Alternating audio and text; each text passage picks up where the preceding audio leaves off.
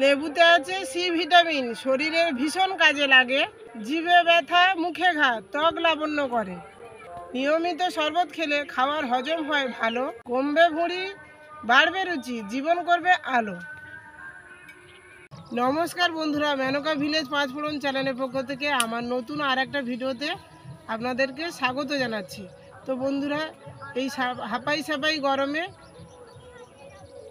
আজকে আমি বরফ দিয়ে লেবু শরবত করে আপনাদের দেখাবো। নিয়েছি পাতি লেবু, বিট নুন আর চিনির বদলে মিজরি গুঁড়ো। আরও জল দিয়ে দিচ্ছি।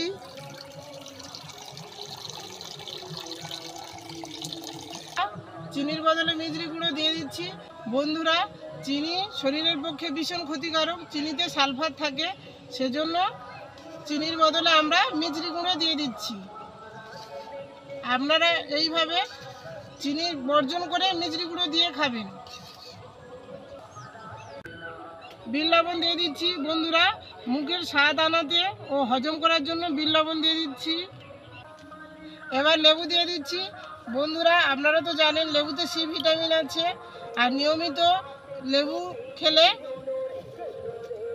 ভুঁড়ি কমে, আর লেবু খেলে মুখে রুচিও আনে। দিচ্ছি বরফ। সব উপকরণ এবার ভালো করে মিশিয়ে নিচ্ছি। হ্যাঁ, তখন খেলো তো। বন্ধুরা, আমাদের লেবু শরবত হয়ে গেছে। পুদিনা দিয়ে সাজিয়ে দেব, পুদিনা পাতা। লেবু শরবত হয়ে গেছে। এবার বাচ্চারা সব চলে এসেছে, সঙ্গে মাও আছে। আজকে সবাইকে লেবু শরবত খাওয়াবো। নাও লেবু শরবত নাও। ঠাকুর